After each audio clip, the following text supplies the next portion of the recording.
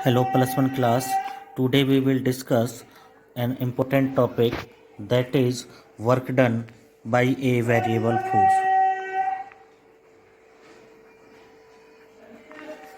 Work done by a variable force. Variable force होता है बेटा जिसकी वैल्यू अप डाउन होती रहती है, हम कह सकते हैं कि चेंज होती रहती है। अब इस केस में सबसे पहले जैसे कि हमने ये मान लिया कि एक हॉरिजॉन्टल लाइन है, इसके ऊपर ये ब्लॉक है, किसी S1 पोजीशन पे ये रखा हुआ है फॉर एग्जांपल, और इसको S2 तक लेके जाना है, S2 तक लेके जाएंगे। और जो डिस्टेंस है यहाँ से यहाँ का, वो क्या है, एक प्रकार से इनफाइनाइट कह सकते हैं या फिर वेरी लार्ज डिस्टेंस है। उसके लिए हम क्या करते हैं, इस ब्लॉक को पहले A से B एक स्मॉल डिस्प्लेसमेंट यानी कि DS पर मूव कराएंगे। उस दौरान जो हमारा वर्क होगा उसको हम नोट कर लेते हैं। तो वर्क का फॉर्मूला वही है, simple, force into displacement.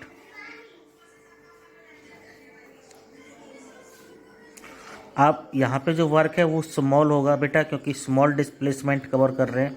Force हमारा F है, इनटू डिस्प्लेसमेंट हो गया DS।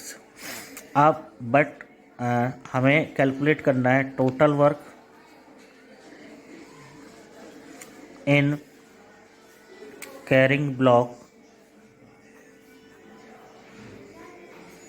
From S1 to S2।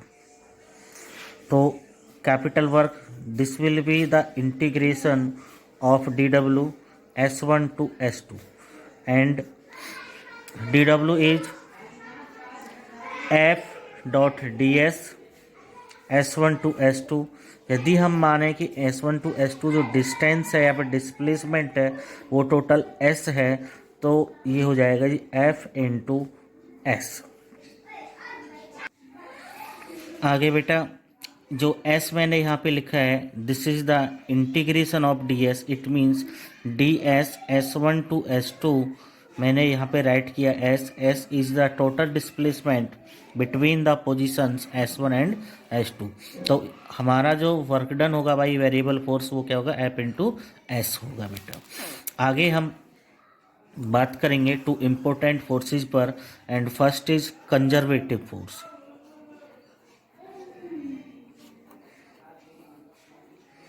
Conservative forces are those forces by which or against the work done depends only on initial position and final position।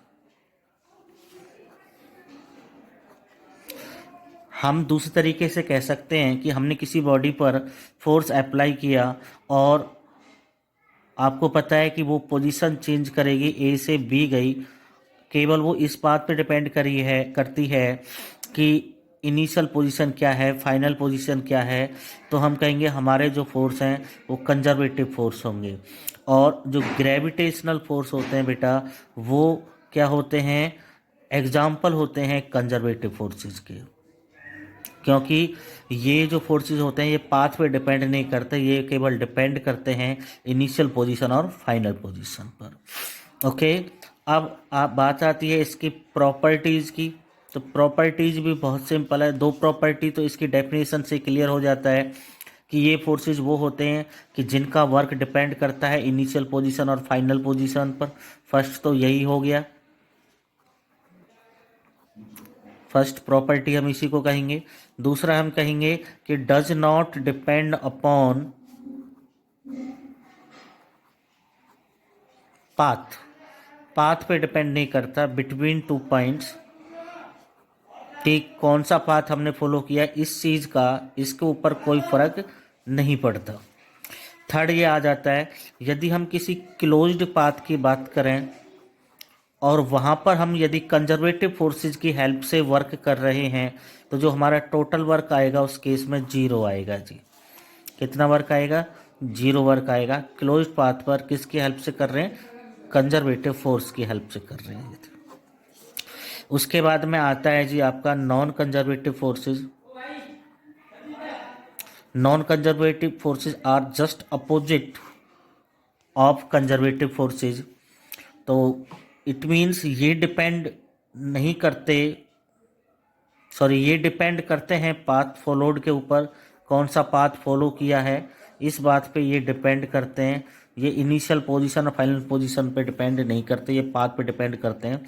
इनका यदि हम example लें तो वो फ्रिक्शनल फोर्स है, और आपको पता है फ्रिक्शनल फोर्स किसकी वजह से प्रोड्यूस होता है? कांटेक्ट की वजह से, कांटेक्ट बिटवीन टू सरफेसेस के बीच। और आपको पता है कि जितना ज़्यादा रास्ता होगा, जितना ज़्यादा पाथ फॉलो करेंगे, तो उतना ज़्यादा कांटेक्ट रहेगा और उतना ज़्यादा फ्रिक्शनल फोर्स रहेगा। तो ये था, अभी तक हमने पढ़ा है कंजर्वेटिव और नॉन कंजर्वेटिव फोर्स। उसके बाद में अब हम स्टार्ट करते हैं, एक टॉपिक लेंगे और वो है जी पावर। पावर क्या होता है? Rate of doing work. Rate of doing work power कहलाता है बेटा। ये हमें दिखाता है, ये शो करता है कि कोई मैन किसी काम को कितना फास्ट कर सकता है। पावर का मतलब ये है। पावर को हम लिखते हैं बेटा W/T।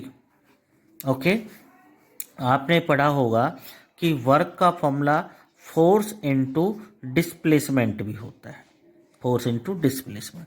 दूसरे पैमाने पे हम बात करें तो P = dW/dt भी लिख सकते हैं, क्योंकि rate of doing work small time के लिए, और dW की जगह हम वहाँ पे लिखेंगे F.ds, और अपॉन में क्या है बेटा? dt चल ही रहा है।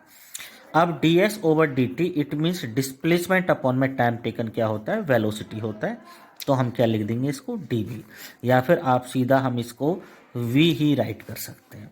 तो अब आपका ये P = हो जाएगा F.v। यानी कि यहाँ पर पावर की आपको एक और डेफिनेशन मिली है, और वो डेफिनेशन है कि it is the also product of force and velocity of the body. Clear है? उसके बाद में अब बात करते हैं जी हम यूनिट की। पावर की जो यूनिट होती है वो वाट होती है। P = W/T हम पढ़ रहे थे, तो P की यूनिट हो गई वाट, और वर्क की क्या होती है? जूल, और टाइम की होती है 1 सेकेंड। अब आपसे कोई कहता है कि डिफाइन 1 वाट, 1 वाट को डिफाइन करो, तो आप कहोगे कि यदि कोई मैन या फिर कोई बॉडी 1 सेकेंड में 1 जूल वर्क करता है तो उसकी पावर होगी 1 वाट। If a body does 1 joule work in 1 second, then power will be 1 watt। Clear बेटा? उसके बाद में एक होता है जी किलोवाट। किलोवाट का मतलब 10³ वाट होता है। एक होता है जी मेगावाट, जिसका मतलब 10⁶ वाट होता है। एक यूनिट जो होती है प्रैक्टिकल यूनिट हॉर्स पावर होती है बेटा, हॉर्स पावर, और उसका मतलब होता है 746 वाट, 746 वाट होता है। अच्छा जी, यदि हम डायमेंशन की बात करें कि इसकी डायमेंशन क्या होती है, तो डायमेंशन आपको पता है P = W/T, और वर्क की होती है ml2 T-2, और टाइम की T होती है, तो ये हो गया जी ml2 T-3। आज बेटा इस वीडियो में बस हम इतना ही पढ़ेंगे।